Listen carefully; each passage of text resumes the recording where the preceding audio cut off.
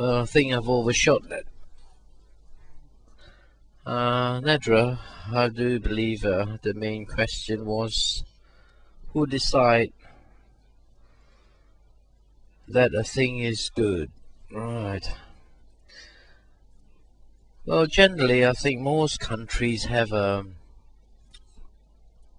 infrastructure that they build upon. Like ours is generally stems back to Christianity, and most countries have different religions and denominations that linked to their judicial system that judge and decide what is best for us.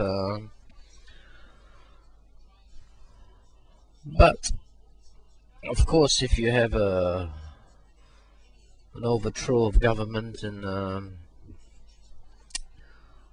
then of course if it's taken over by a dictator, then the dictator will decide generally, and he will have his bunch of A-teams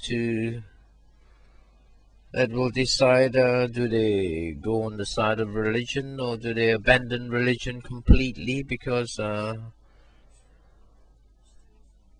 it may go against whatever they're up to, and then it'll all be run by and decided by the dictator.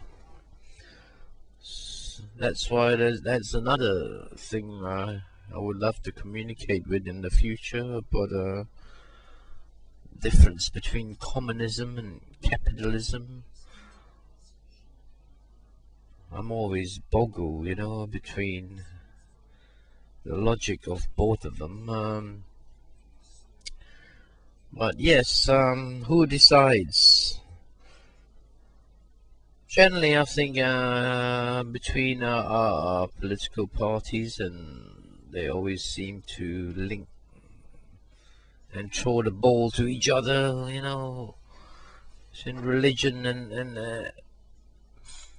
the rulers of our society, they come to a conclusion. What is good for us?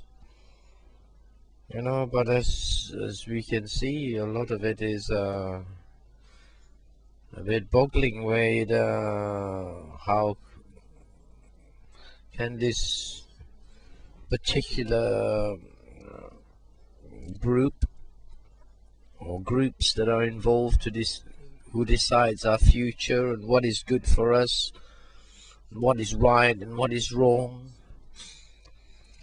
It makes me wonder sometimes, why isn't there a name or a particular, individual linked to that decision? Because I suppose nobody ever stood up and demanded that there should be, somebody's name linked to it, to say that this group, maybe the head of whatever religion a country is linked to, or a particular party at the time that passed the amendment that it was cool to make a certain area of gambling legal, and another area of gambling doesn't have a savory tang to it. Yeah, I think probably in the future the internet might demand this, might ask for some form of accountability. I think we should do, because when you pointed out where you have, yeah, who decides? Why have you decided it? Why should we all obey for the rest of our lives? Once these decisions are made, it seemed to be linked forever, and no one, as they come along, most new governments or rulers or dictators come along, seem to change that infrastructure that has been established. So yeah, we should demand the names and the people and the political party at the time that these decisions are made, that why have they decided to pick this particular area that they find it that is quite all right in one hand and not all right in the other, and we have to go along with it. And why haven't another party or if come in and question that ruling?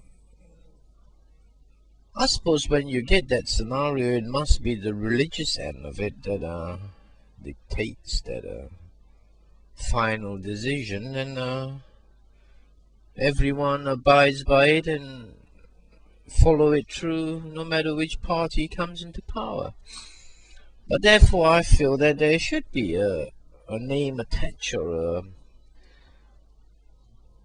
or religious leader that the finger is pointed to that has created this law or belief that we should agree with. Yeah, that is, yeah, I think we should question that in the future.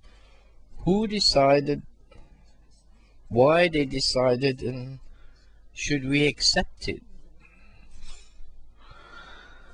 Just to add a little bit more while we're here, over here in the UK, while the Labour government was in power, Tony Blair the leader, at present it's a Christian country. It's been run by Queen Elizabeth II, I believe. That our society today have decided we have cameras down every street, basically. It's appearing that way. Every street that you go to, they are erecting new cameras to keep an eye and monitor where we're going and whatever. In every shopping center there's cameras staring down on us. So we could say yes, you know, in the UK today this was engineered by the Labour Party. At the time its leader was Tony Blair, right? And as for another very interesting massive change that is taking place, the NHS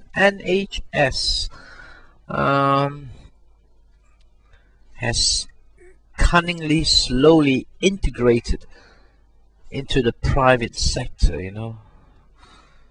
So that's another one, you know, by the Labour government, in charge, Prime Minister at the time, Tony Blair. So let's put these sort of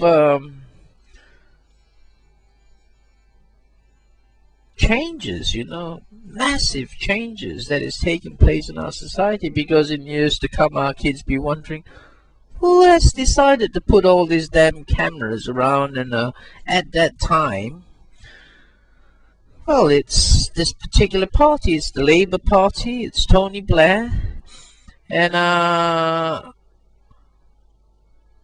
let's have a look and see whatever future parties to come in the future make any changes. You know, basically the NHS is on its knees, dependent on the private sector to help it, because it's in tremendous amount of trouble. And why has it become like that since this government has taken power? And why has our consultants, probably today our top consultant has as much working for the private sector and at the same time for the NHS? probably these questions need to ask. Why could how can they be doing two jobs at the same time? How can they be treating NHS patients and working in their private jobs in Harley Street? So that's probably this needs to go down on record, you know. Labour Party, Tony Blair.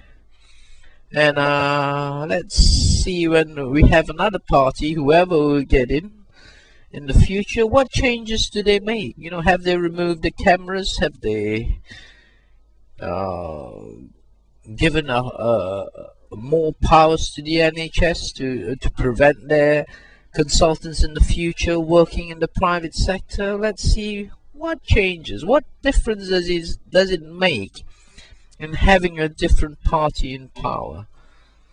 That is another interesting piece I thought I needed to add here for those, you know, in the future to take a look and see at this particular time and this particular party and prime minister that is in charge, what has he done that is very prominent, you know, the changes that had been made. Probably you all might be able to do, you know, you may be able to do for what Bush has done for you all in the States, and just do a prominent stamp on this particular individual, the changes he's done and what he's done to your society, and see in the future, whoever takes over, how much they've changed from that particular stamp these individuals has put on.